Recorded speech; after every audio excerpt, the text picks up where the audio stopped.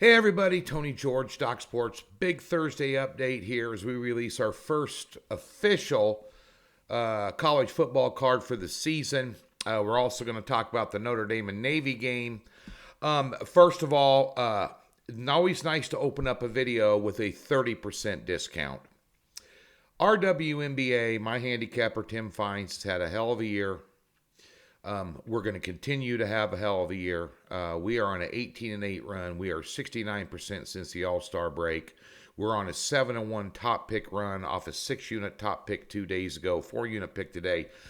The remainder season package is $199. 30% off by using the promo code TGWNBA30. TGWNBA30. Then $169. Take your wife out to a nice steakhouse, your tab's $250. Go to the Golden Steer here in Vegas, your tab's $400 with a couple of cocktails and an app. Invest and get paid. This is good through Friday midnight Eastern. 30% off the remainder of the WNBA season, including all playoffs. Basically 30% off, $169. When you go to the website, click on my name.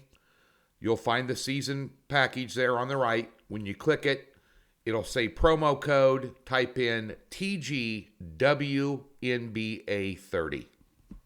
Hello. All right, I've been up most of the night reading this. If you haven't got this book by Billy Walters, one of the most well-known gamblers in America. Yeah, convicted felon, but kind of really didn't deserve it, but what a read. What a read. You can get it on Amazon. And this is not a paid promotion. You know, you want to know about the life of a gambler? A lot of this stuff rings true with me, I'll tell you that. He's got some great handicapping tables in there as well. Let's go ahead and get to this weekend. The best free tip you're going to get, best free play you're going to get in college football, low volume, low units out of the gate. Period. Everything that you're reading, all the hype that you're seeing on videos, packages for sale, headlines, all this different stuff that you're exposed to in the marketplace is based on pure speculation.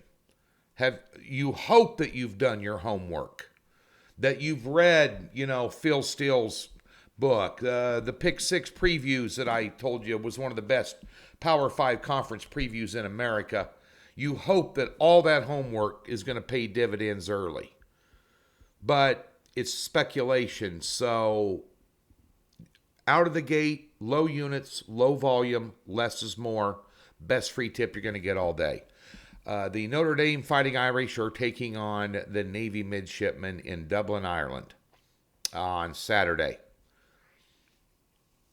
Weather's going to be a factor. 80% chance of rain, cloudy gray, kind of the same as it was last year for the Nebraska Northwestern game. By the way, Nebraska was laying 13 points in that game and got beat outright. Basically, that game cost Scott Frost his job. Ironic that Pat Fitzgerald's gone now, too, at Northwestern for the hazing incident and whatever that was. But nonetheless, you think about Notre Dame and the tradition and the schedule they play every year, you got to hand it to them, whether you like them or you don't like them. And that's kind of Notre Dame in a nutshell. It's kind of like Tom Brady. You either love him or you hate him, and there's no gray area in between. Same thing when it comes to Notre Dame football, but you have to respect them. But what's interesting about Notre Dame to me over the last 10 or 12 years, they have not had a stud quarterback. For all the recruiting prowess they have, the name they have, the tradition, the sold-out stadiums, South Bend, Indiana, Touchdown Jesus. Oh, and I've been to a game there. It is hallowed ground. Trust me. I've been there. Nebraska beat them in 2000 with Eric Crouch, Nebraska's Heisman Trophy. We went to the national title game that year, lost to Miami, and subsequently they fired Frank Solich afterwards, which has been the downward spiral of Nebraska since then. But I went to a game there. Place was 75% red. It was one of the most unbelievable experiences I've had, other than us winning the 94 Orange Bowl, which I was at. But Nebraska, that's my alma mater. But nonetheless, they for all the pomp and circumstance surrounding Notre Dame, they really haven't had a stud quarterback. And they've got one this year. Hartman comes over from Wake Forest. This guy's the real deal. He's the best quarterback they've had there in 10 years. I wasn't convinced with the coaching change and some of the things that Notre Dame went through last year. Navy, they beat Navy by 3. Now they're laying 21 points, totals around 50. It's going to be dropping because of this weather. Ground, pound, run the rock. Bear in mind this year also, the clock does not stop on first downs in college football anymore. So that adds a little different dynamic when you're looking at totals. Obviously, Navy fired their head coach, who'd been there a while. He was a good head coach, by the way. Had a bad year. They brought in their defensive coordinator, got bumped up. They got a good defense. They're going to be able to hang in there with Notre Dame a little bit here. 21 on the road, overseas. First game of the year is a lot to ask. Offensively, it'll be interesting to see how they use Hartman's abilities and how they've changed their offense around him and how honed that is against a better than average defensive Navy. And Navy runs a triple option, which eats clock. If they can move the chains and no clock stops on first downs, that eats clock. I'm going to lean a couple of different ways to look at this game. I'd lean under the 50.